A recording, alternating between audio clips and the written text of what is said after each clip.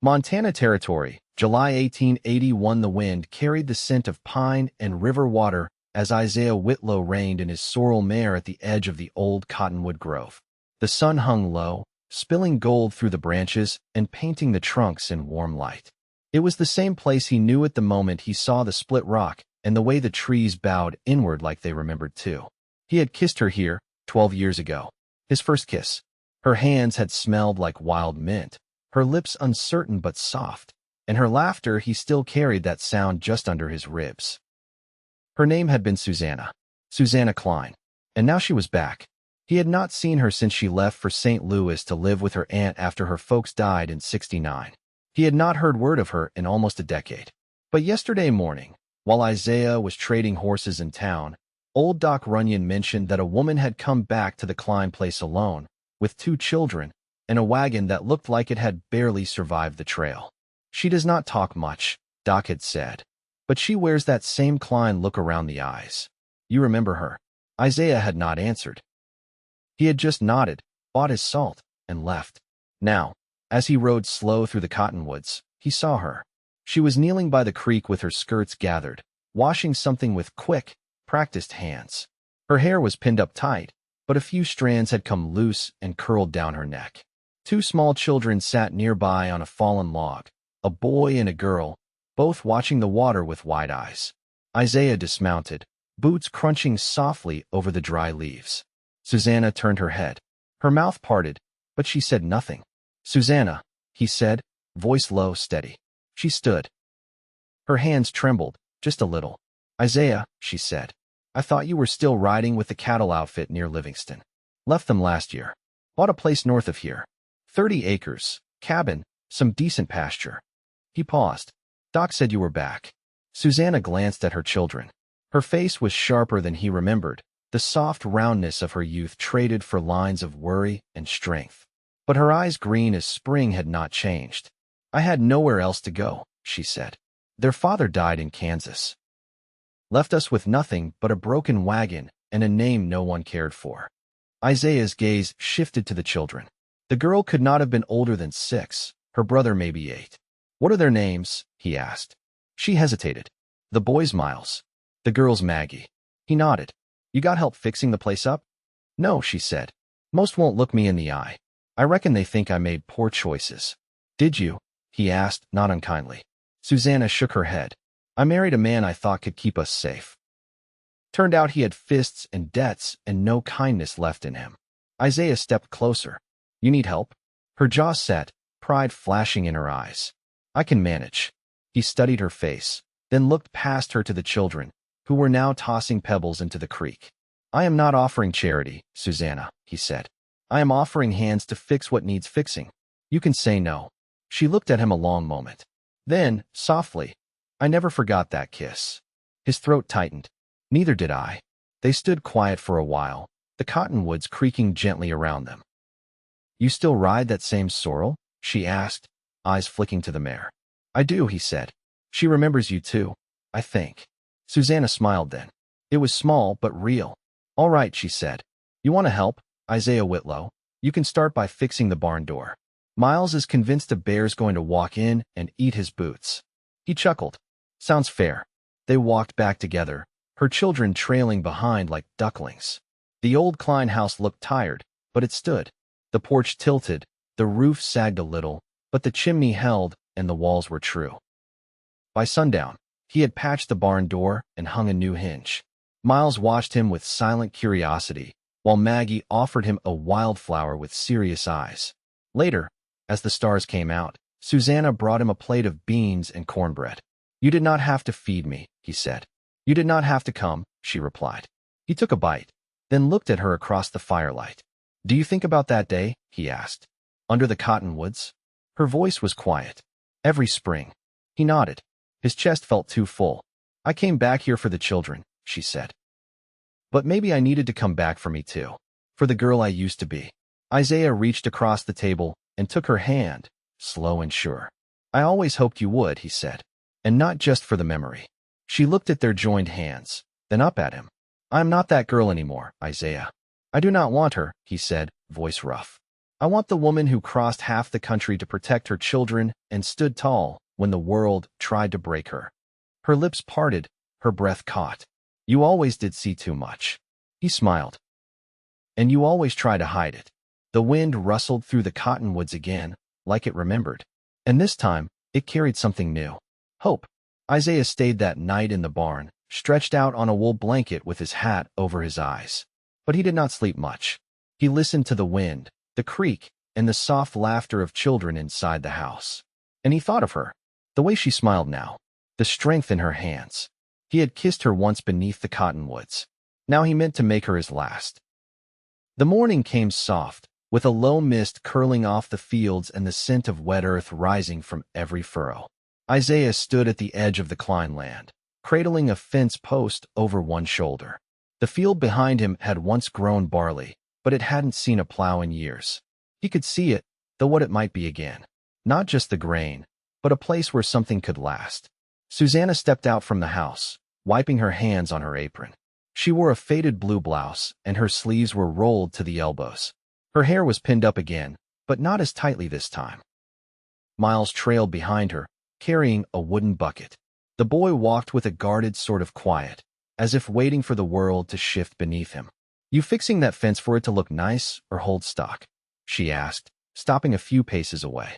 Isaiah balanced the post in the hole he'd dug. Both. Figure if it holds up to a storm, it'll hold up to a steer. Miles crouched in the dirt nearby, collecting stray nails in his palm. He didn't speak, but he watched Isaiah with an attentiveness that asked for nothing but gave everything. Susanna crossed her arms. You plan to do the whole western line? Eventually, Isaiah said. That far fence is leaning hard. Could fall with the next wind. I know, she murmured. I just haven't had enough hands. He drove the stake into the earth with the heel of his boot, then reached for the mallet. You get any sleep? She asked. Some, he said. Barn's quiet. Horse kept me warmer than I expected. She didn't smile, but her mouth shifted in a way that held the edge of amusement. You always did sleep easier than me. I don't anymore, he said, not looking up. Susanna leaned against the corner post. They miss him in their own way. Miles doesn't say much, but he flinches when the stove door slams. Maggie asks where he went, but she never waits for the answer. Isaiah set the mallet down. You want them to forget? No, she said. I want them to remember something better. The silence that followed wasn't uncomfortable. It felt like a space made for breathing. Isaiah took hold of the wire, pulled it taut, and started nailing it down. You always were quiet, she said. Noise doesn't hold things together, he replied. Susanna tilted her head. And what does? Time. Care. Showing up.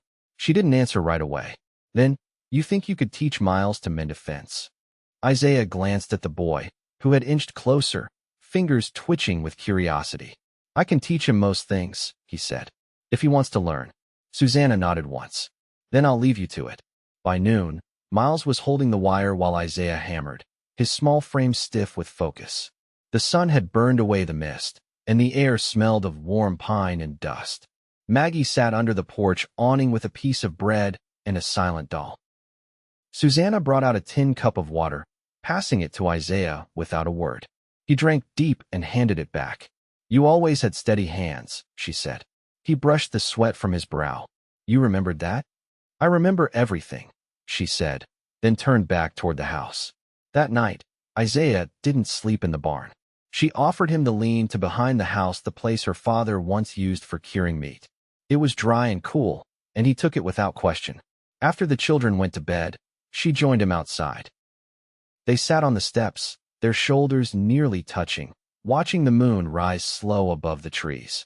I've been thinking, she said after a long while, about how it used to feel having someone beside me I didn't have to brace myself against. He looked over at her, the firelight flickering across her cheek. I never thought I'd be that for someone again, she added. You don't have to decide everything tonight. I'm not deciding, she said. I'm remembering what it means to feel safe at the end of the day. He watched her fingers fold over her knees, the way they didn't tremble now. I came back here because it was the only place I'd ever known peace, she said. Even if it was only for a little while. Even if it was just under those trees. Isaiah reached out and placed his hand gently over hers. It doesn't have to be a memory, he said. She didn't pull away. She didn't speak. But she turned her hand, just enough to lace her fingers with his. And they sat like that, until the night grew cool and the stars wheeled overhead. The rains came 2 days later, steady and cold, turning the yard to a shallow bog and soaking the firewood stacked beneath the eaves. Isaiah had already hauled the last of the split logs into the lean-to when Susanna appeared in the doorway, sleeves rolled and braid damp along the edge of her collar. "You ever build a smokehouse roof?" she asked, watching the gray sky. "Built one in Dakota Territory back in '76, Isaiah said, brushing mud from his boots. "Used pine shakes and pitch. Held up through 2 winters and a blizzard." She studied him a moment, then nodded toward the back lot. "Ours gave up in the night. Smoked hams are soaked through now. Might be salvageable if we move fast." He didn't hesitate. "Show me what you've got for lumber." By dusk, the roof was patched with cedar planks Isaiah had milled himself last year, hauled from his own land, and stored for when something needed mending. Miles handed nails and kept the fire kindled for melting pitch, his brow furrowed with concentration. Maggie sat wrapped in a shawl nearby, threading string through buttons and humming under her breath. When the last board was hammered in place and the smokehouse began to breathe again, Susanna leaned back against the wall and exhaled like she'd been holding something in too long. "You always had a way of doing things without needing to be asked," she said. Isaiah tugged off his gloves. "Some things speak louder than words." "They do," she said, then added, "You never married?" "No," he said simply. Her voice was quiet. "Why not?" Isaiah looked out over the fields, rain softening everything it touched. "Tried once. Back in Miles City. She was kind. But I kept looking for something I couldn't name. Figured out later, it was you." Susanna didn't speak right away. When she did, her voice held no surprise. "I wondered, sometimes, if anyone else ever saw you like I did." "They didn't," he said. She stepped toward him then, one hand resting lightly on the edge of his coat. "I don't know how to let someone in anymore. Not all the way." "You don't have to," he said. "Not all at once." Maggie called from the porch, asking about supper. Susanna turned, the moment slipping back into the space between them, but not gone. Later, after the children were asleep and the lamps had been turned low, she brought out a small tin box and set it on the table between them. "These were my father's," she said. "Letters, receipts, old deeds. I've been sorting through them, trying to see what might still carry weight." Isaiah opened the lid, sorting through the folded papers. "This one's for a quarter section west of the creek. It was never claimed," Susanna said. "He meant to fence it before he died, but the war wore him out." Isaiah held the paper carefully. "It's still good. You file this with the county clerk, have it recorded, and it's yours." "Ours," she said, then corrected herself. "I mean, it could be." He looked at her, the fire casting soft shadows across her face. "You want to build something together?" he asked, not pressing, just offering. She nodded slowly. "I think I do." Isaiah folded the paper and handed it back to her, his fingers brushing hers. "Then we start with this." There was no kiss, not yet. Just the quiet certainty of 2 people who had found each other again, not in haste, but in the slow, steady rhythm of shared work and unspoken trust. The rain eased in the night, and dawn came pale and clean. Isaiah saddled his mare before the sun crested the hills, ready to ride into town with the deed and a list of supplies they'd made the night before. Susanna handed him a cloth-wrapped parcel of cornbread and dried apples. As he mounted up, she stepped forward, resting her hand on his boot just above the stirrup. "Come back before the light goes," she said. "I don't sleep easy when you're not near." He bent low and touched her brow with his lips. "I'll be back before supper." She watched him ride out, her hand pressed to the spot where his kiss had landed, warm against the morning chill. And for the first time in years, she felt the shape of a future she wanted to walk toward, one built not from survival, but from choosing. Isaiah returned just as the sun dropped behind the ridge, his horse lathered and the saddlebags creaking with weight. The wind had shifted, cooler now, carrying with it the scent of dry sage and the promise of early frost. He tied the sorrel beside the porch and stepped down slow, legs stiff from the ride. Susanna was peeling potatoes at the kitchen table, lantern light catching in her hair where a few strands had come loose and curled near her throat. She didn't look up right away, but her hands paused, and when she did lift her gaze, It was steady. You're later than you said. There was a hold-up at the clerk's office, Isaiah said, setting the bags near the door. A rancher from over east brought in a land dispute. Took near an hour to clear the desk. She wiped her hands and crossed to the bags, pulling out flour, lamp oil, and a folded paper sealed in wax. Did they record it? They did. Susanna held the deed for a long moment before placing it carefully in the drawer beneath the dry goods ledger. She didn't speak, but her shoulders eased and something in her jaw softened.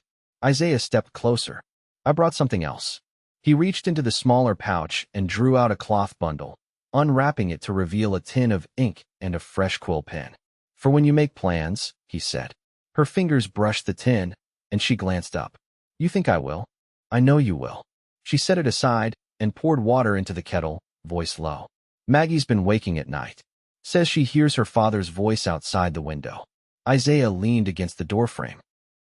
You want me to sit by the porch tonight? She sleeps better when someone's near, Susanna said. But it doesn't have to be you. Isaiah didn't answer right away. Then, I want it to be. She nodded once, then returned to the potatoes. Later, long after the children were settled and the house quieted to creaks and the crackle of the stove coals, they sat by the porch rail. Neither spoke for a time, the sky above them cloudless, stars sharp. I used to think if I just kept moving, I'd stay ahead of the worst parts, Isaiah said. Didn't work. You think staying still's the answer? No, he said. I think staying with the right person might be. Susanna drew the shawl tighter around her shoulders. I was angry for a long time.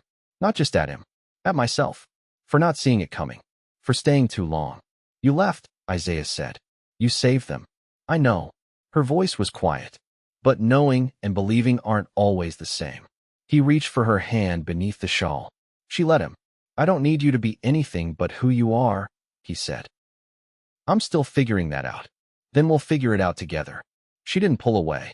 Instead, she shifted closer until their shoulders touched, warmth passing between them without needing words. I used to wonder if the girl you kissed under those trees still lived somewhere in me, she said after a long time. But I think I've become someone else. Someone harder. Maybe colder. You're not cold, Isaiah said. You just stopped waiting for someone to warm your hands. She turned her face toward him, and for the first time since he'd come back into her life, she looked at him without reservation. No guarded edge. No braced silence. I'm tired of surviving alone. You don't have to anymore. He kissed her then, not like the boy he'd been, but with the steady reverence of a man who understood what it meant to earn a moment like this. And when she leaned into him, hands tangled in his coat, she wasn't reaching for the past. She was choosing the future with both feet planted in the dirt of her own making. Inside, the kettle hissed once on the stove and went quiet. The stars wheeled on overhead, and nothing else in the world moved. The frost came early that year, silvering the pasture grass and stiffening the window panes before the trees had shed their leaves. Isaiah brought in the last of the squash and cabbage, stacking them in the cellar while Susanna stitched heavier quilts and took in every seam of the children's coats by lamplight. Maggie's had grown too short in the sleeves, and Miles had outpaced his boots again.